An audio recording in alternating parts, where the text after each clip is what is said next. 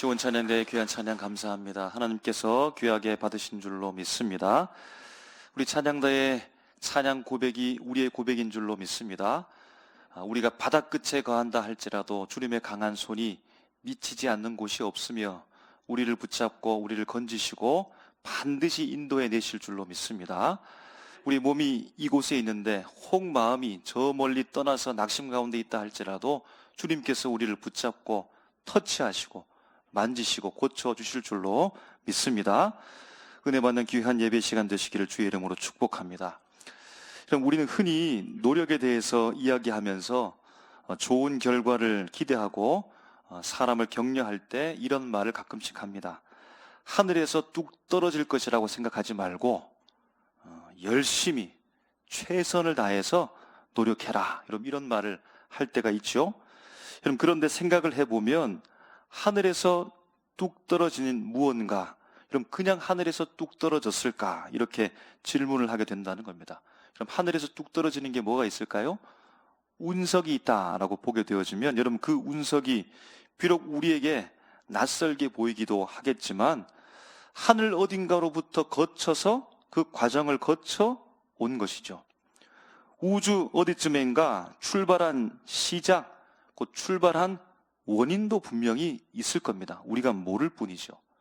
그럼 이처럼 하늘에서 뚝 떨어진 것도 어디로부터인가의 원인으로부터 출발해서 그 과정을 거쳐 우리가 보고 있다라는 겁니다. 그런데 하늘에서 뚝 떨어진다라는 말, 이 말을 하면서 원인도 없고 과정도 없는 듯 여러분 그렇게 말하는 이유는 무엇일까요? 첫 번째는 여러분 그 원인과 과정에 내가 관여하지 않았다라고 하는 것이고, 그럼 그래서 그 원인과 과정에 대하여 전혀 몰랐다라고 하는 겁니다. 그 원인, 그 과정에 대하여 갑자기 모른 채 갑자기 결과만을 받아들게 된다는 겁니다. 그럼 갑자기 결과만을 볼 때 사람들이 어떻게 반응하게 될까요? 깜짝 놀라죠. 그럼 깜짝 놀라움에 두 가지 반응이 있답니다. 종류가 있답니다. 첫 번째는 웃음이고요. 두 번째는 두려움입니다. 웃음은 개그 콘서트에서 보는 방청객들의 반응과도 같다라고 볼 수 있겠고, 두려움이라고 하는 것은 공포 영화를 볼 때 그 영화를 보는 관객들의 반응이라고 볼 수 있겠습니다. 여러분, 이처럼 사람은 본능적으로 결과를 받아들이게 되어질 때 그 과정이 어떠한지, 원인이 어떠한지 자꾸만 찾아가려고 하는 본능을 가지고 있다는 겁니다. 아니, 어떻게 이런 과정을 가지고 왜 어떤 원인이 그에게 있었을까? 이렇게 생각하게 된다는 겁니다. 그럼 저기 뒤편에서 꽝 하고 소리 나면 고개를 일제히 돌리시겠죠. 그죠? 무슨 소리인가? 왜 소리가 났을까? 소리가 어떻게 들렸을까? 이렇게 궁금증을 가지고서 그 원인과 과정을 자연스럽게 본능적으로 찾아간다는 겁니다. 그 일이 우리 일상의 삶 속에서 지금도 계속해서 일어나고 있습니다. 그럼 특별히 어떤 예술 작품을 만날 때 사람들이 이러한 과정과 반응을 하게 된답니다. 아주 복잡하고 난해한 작품을 만나면 이것이 무엇일까? 질문조차도 못하겠지만 대략적으로 그 외형이 어떤 모습이고 어떤 의미를 담고 있는지 조금 쉽게 접근할 수 있는 작품을 만나게 되면 어떻게 이런 작품을 만들 수 있을까? 어떤 재료로 만들었을까 하면서 만지지 마셔도 되는데 만지고 싶잖아요. 만져보고 확인해보고 싶고, 어떤 방법으로 만들었을까라고 하면서 이리저리 사각지대를 살피면서 돌아서 보게 됩니다. 아니, 왜 이 작가는 이 작품을 만들었을까? 이 작품의 의미는 뭘까? 이 작가의 의도는 무엇일까? 라고 이렇게 여러분 질문하면서 자기 나름대로의 원인과 과정을 찾아서 질문하고 나름대로 추론하면서 결론을 내리면서 작품을 감상한다라고 하는 겁니다. 여러분, 이와 같이 말씀을 만날 때에도 마찬가지입니다. 우리가 말씀을 만날 때에도 여러분 이러한 작용을 합니다. 우리가 지금 하나님의 말씀이라고 하는 결과 앞에 있으며 이 결과의 말씀을 지금 우리가 만나고 있죠. 여러분, 이 말씀이 하늘에서 뚝 하고 떨어졌을까요? 아닌 것 같은데 라고 대답하지만, 그럼 생각해보면 하나님의 계시의 말씀이니까 하늘로부터 내려오신 것이 아닌가, 이렇게 또 다른 생각을 하게 되어집니다. 여러분, 우리가 지금 만나고 있는 이 말씀의 결과, 그럼 이 말씀에 우리가 그 과정과 원인에 참여했을까요? 이 말씀이라고 하는 결과에, 그에 앞선 과정과 원인에 여러분 사람들이 참여했을까요? 관여했을까요?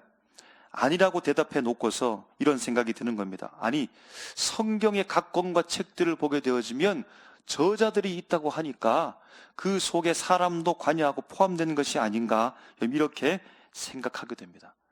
여러분, 그런 판가름 여부에 따라서 우리가 말씀을 들을 때 놀랍거나 두렵거나 하게 되어집니다. 이런 말씀, 곧 성경책을 만나면서 읽는 독자로 하여금 주어진 이 결과, 이 말씀에 대하여 특별히 과정이 무엇일까, 원인이 무엇일까, 왜 이렇게 기록되었을까라고 하는 질문을 자연스럽게 하는 책이 있다면 오늘 성경의 많은 책들 중에 특별히 우리가 읽고 있는 시편의 말씀이라고 할 수 있겠습니다. 우리가 시편의 말씀을 읽으면서 물론 다른 말씀도 마찬가지지만 감탄하기 때문이죠. 그 결과에 대해서 놀랍니다. 아니, 과정과 원인을 쉽게 추론되지 않는 것에 대해서 의아하게 생각합니다. 아니, 도대체 왜 이런 말씀을 하셨을까? 도대체 누가 이런 시편을 기록했을까? 하나님께서 누구를 통하여 이렇게 귀한 말씀을 주셨을까? 이 마음의 감동을 왜 하나님께서 이 시편을 통해서 나에게 주시는 것일까? 라고 하면서 자연스럽게 이런 질문을 하면서 이런 원인과 과정을 찾아 나서게 된다는 겁니다. 우리가 시편 22편 말씀을 지금 읽고 있는데요, 시편 22편 첫 절에 이런 위에 보면 표제가 있습니다. 22편에 대하여 간단하게 설명을 해 두었다는 겁니다. 어떻게 기록되었습니까? 다윗이 지은 시라고 되어 있습니다.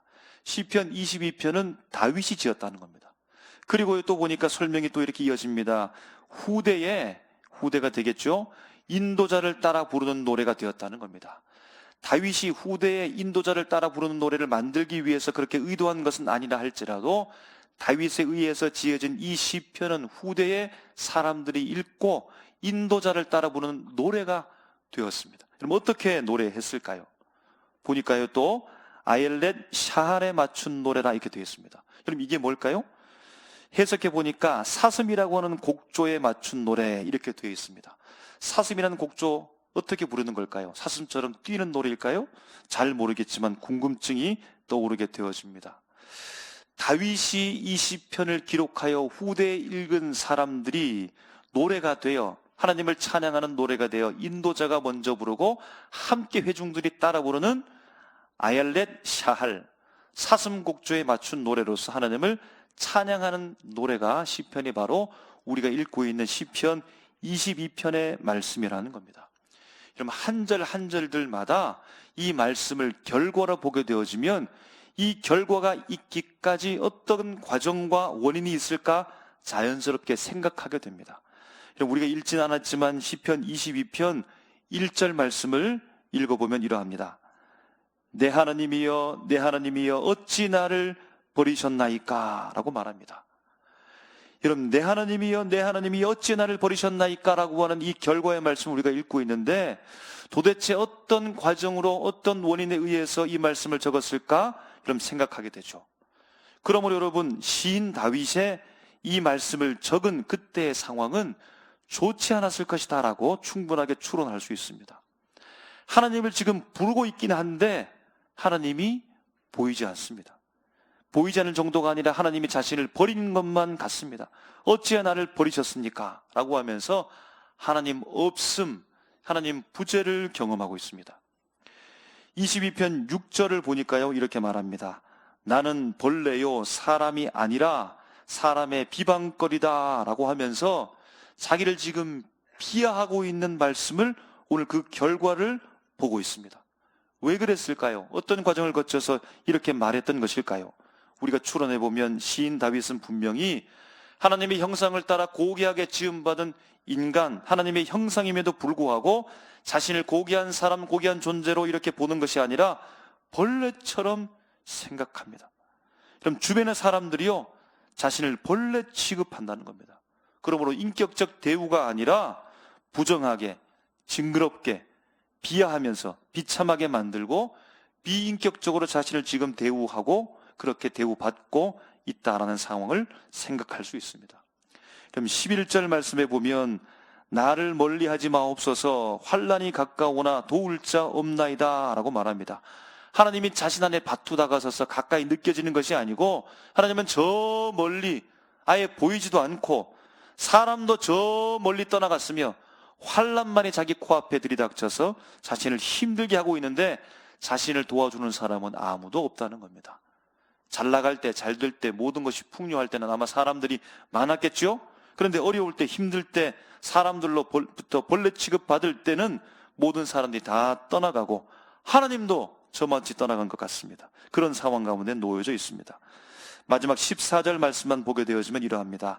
나는 물같이 쏟아졌으며 내 모든 뼈는 어그러졌으며 내 마음은 밀랍 같아서 내 속에서 녹았다 라고 말합니다.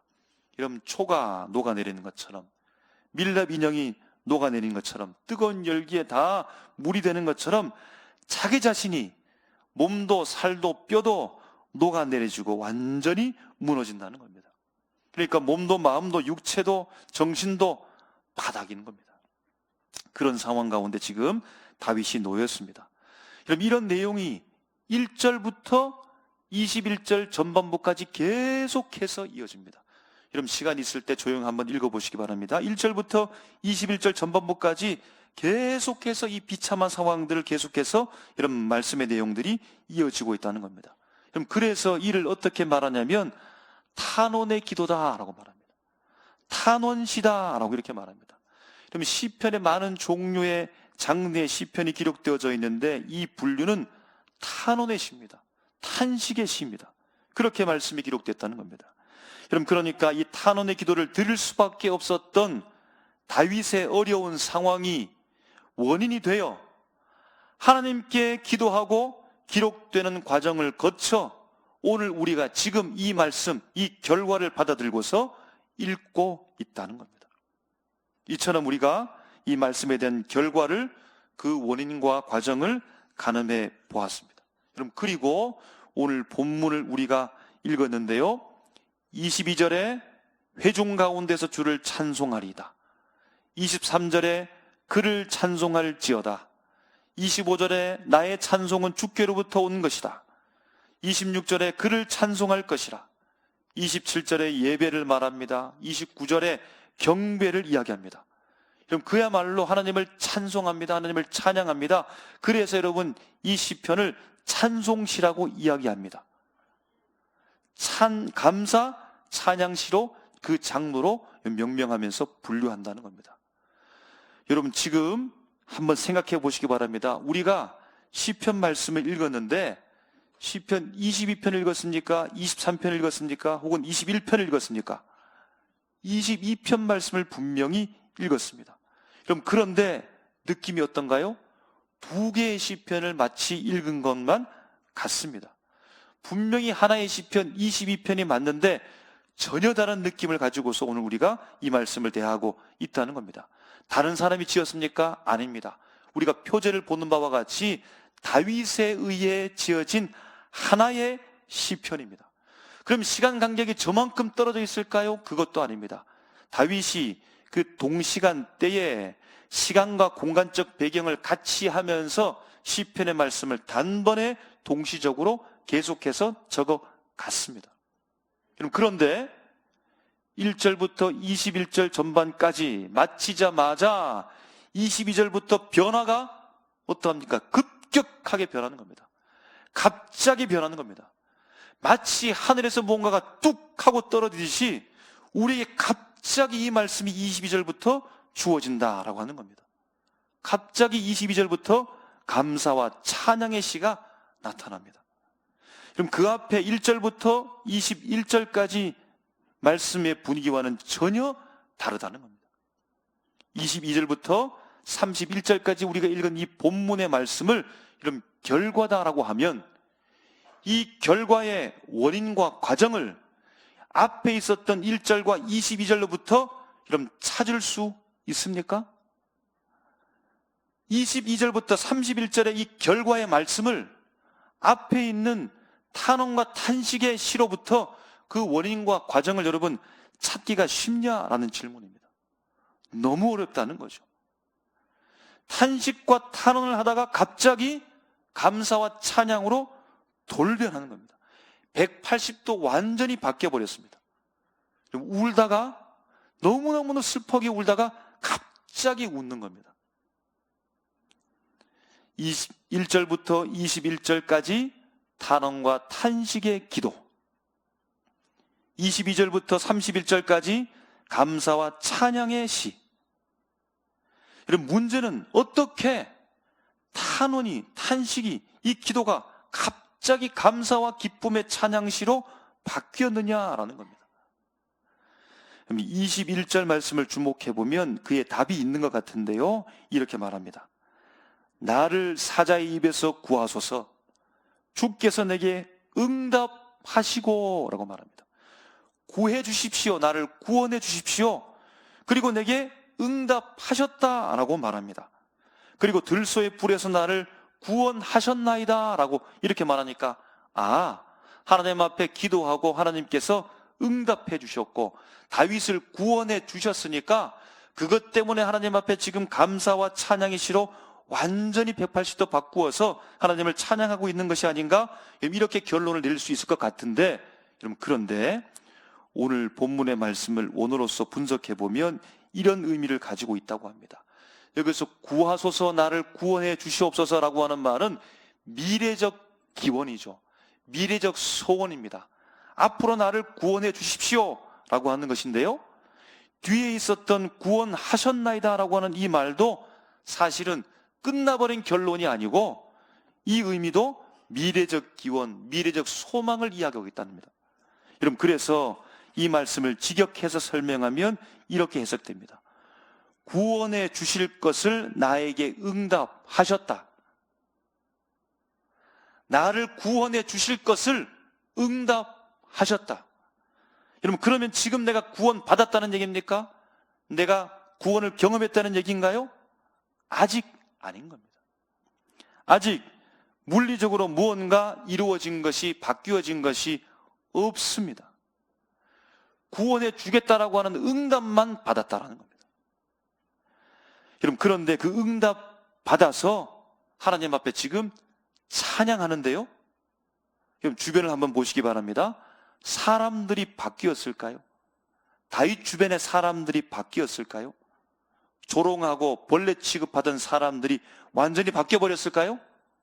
아닙니다. 그대로 있다는 겁니다. 그럼 상황이 바뀌었을까요? 도망자가 되어져서 도망하며 지냈던 다윗의 상황이 사울이 역전되어져서 오히려 사울 위에 군림하는 순식간에 왕으로 등극하게 되는 상황이 바뀌었을까요? 상황이 바뀌지 않았습니다. 그대로라는 겁니다. 응답은 받았다고 하는데 그 응답을 증명해 줄 주변에 사람도 없고, 자신이 응답 받았다고 하는데 그 응답을 증명해 줄 상황의 변화도 없다는 겁니다. 아니, 그러면 누가 바뀌었죠? 바뀐 것은 단지 다윗 자신이 바뀌었습니다. 왜요? 내가 응답 받았다라고 말하니까요. 그럼 기도의 응답에 대해서 유일하게 보증해 줄 분은 누구밖에 없다는 겁니까? 주변에 사람도 없고 상황도 없으며 하나님밖에 그 응답을 증명해 줄 분이 없다는 겁니다. 여러분, 그러므로 다윗이 감사합니다, 기뻐합니다, 찬양합니다. 하나님 앞에 감사와 기쁨의 찬양이라고 하는 이 결과는 주변의 상황이나 다른 사람, 타인으로부터 그 원인과 과정을 찾을 수가 없다는 겁니다. 단지 보이지 않는 하나님밖에 없다는 겁니다. 보이지 않는 하나님뿐이라는 겁니다. 하나님밖에 말할 도리가 없다라는 겁니다. 여러분, 제가 한 말씀을 읽어드리는데 한번 연상하고 추론해 보시기 바랍니다. 제9시쯤에 예수께서 크게 소리질러 이르시되 엘리 엘리 라마 사박다니 하시니, 이는 곧 나의 하나님 나의 하나님 어찌하여 나를 버리셨나이까 하는 뜻이라. 마태복음 27장 46절의 말씀입니다.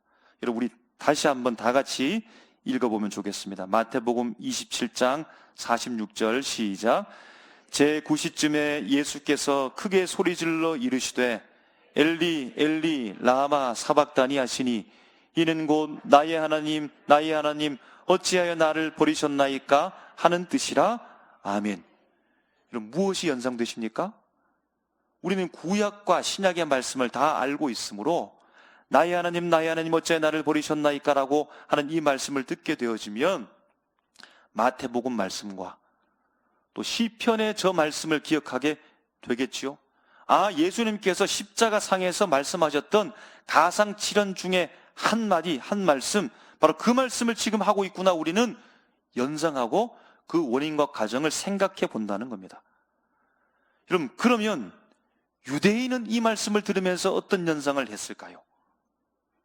그럼 십자가 상에서 지금 예수님이 그 현실에서 엘리 엘리 라마 사박다니 나의 하나님 어찌하여 나를 버리셨나이까 라고 하는 이 외침을 할 때 그 밑에 있는 로마 병정들은 말고 유대인들이 그 소리를 들었을 때 이런 무엇을 연상했을까요? 그들은 구약을 알고 있는 사람들이며 다윗을 떠올렸을 것이고 시편 22편 말씀, 우리 조상들과 함께 내려왔던, 내가 불렀던 그 시편 22편의 말씀 여러분 연상했을 것임에 충분합니다.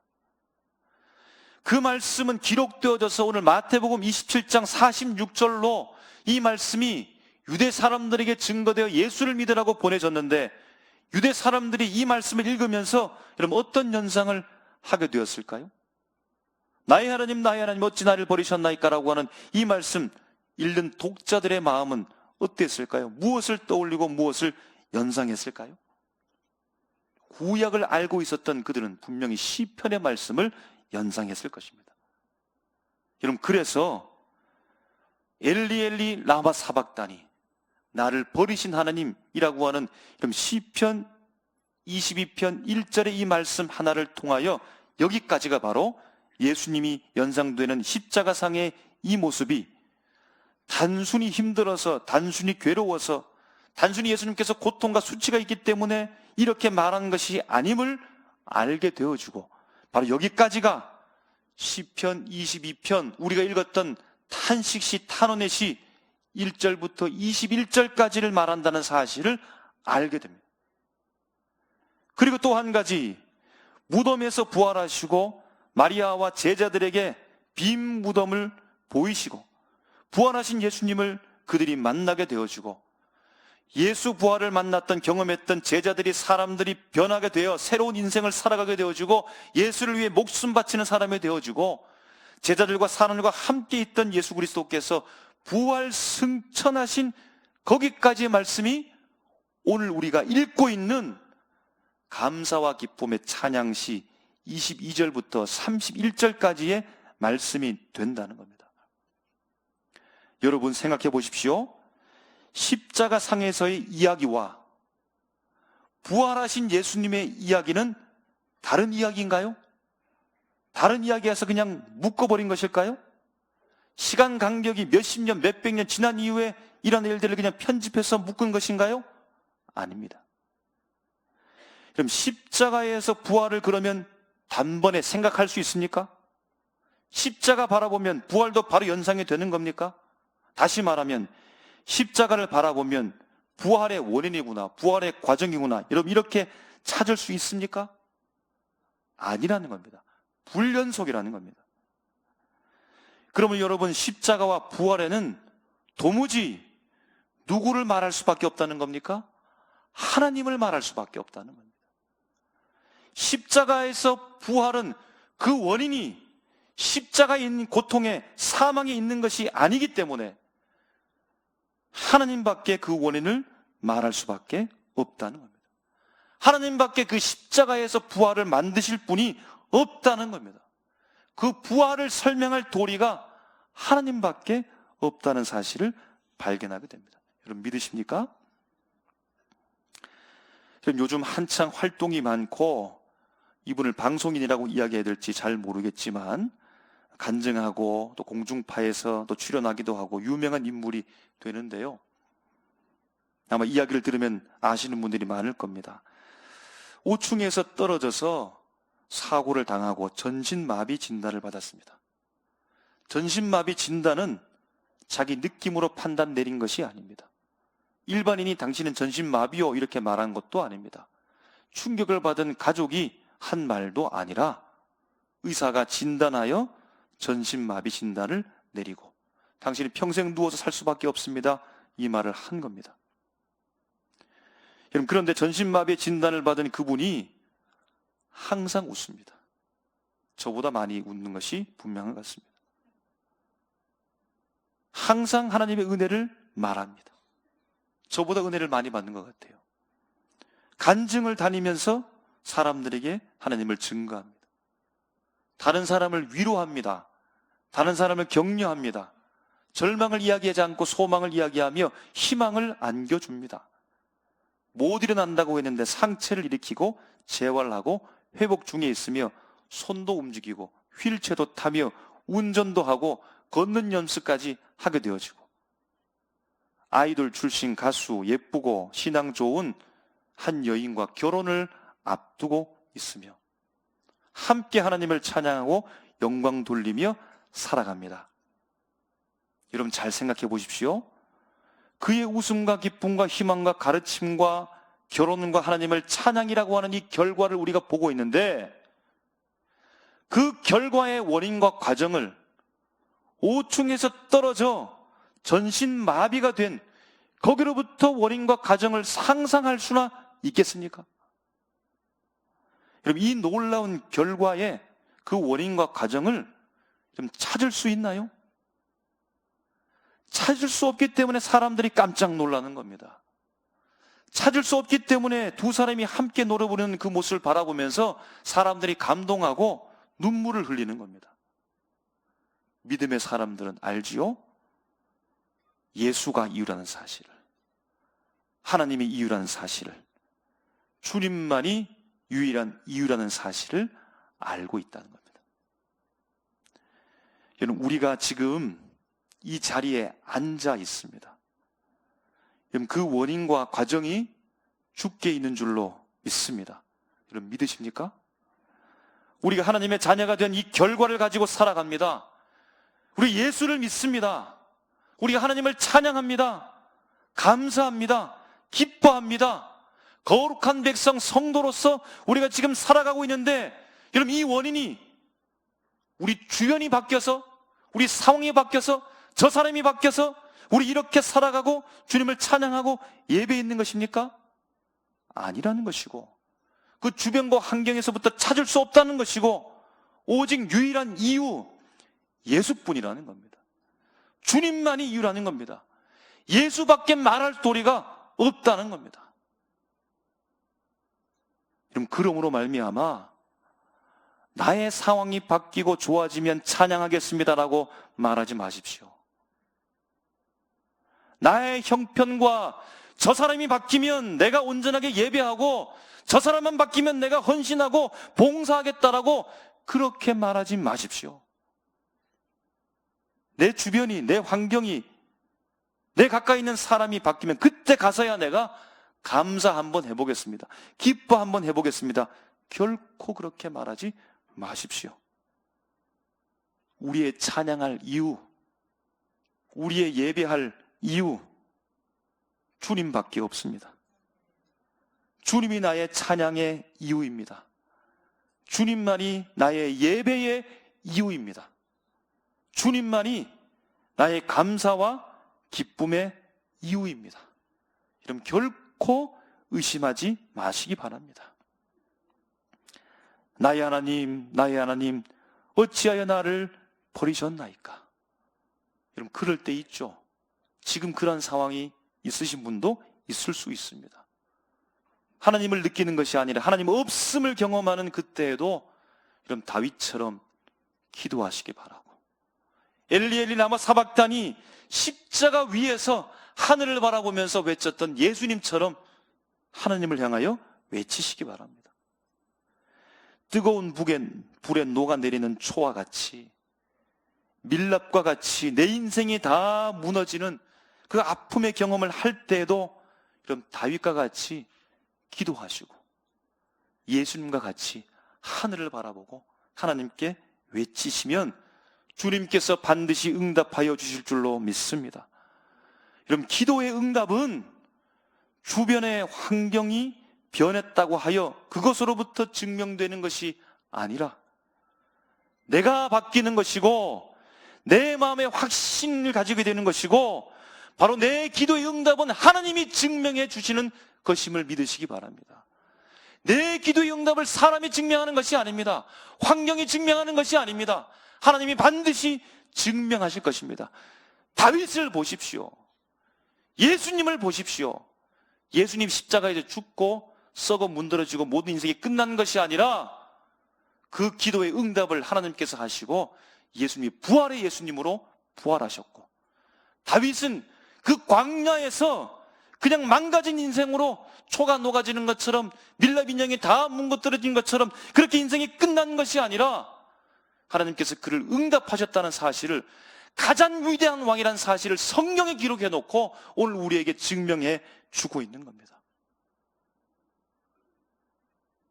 바로 다윗의 기도가 우리의 기도가 되어지고 예수님의 십자가상의 외침이 우리의 외침이 되어지고 유일한 이유, 그 이유로 주님을 찬양하고 주님께 기도하고 주님께 온전히 지금, 나중이 아니라 지금 하나님 앞에 예배할 수 있는 우리 모두가 되시기를 주님의 이름으로 축복합니다.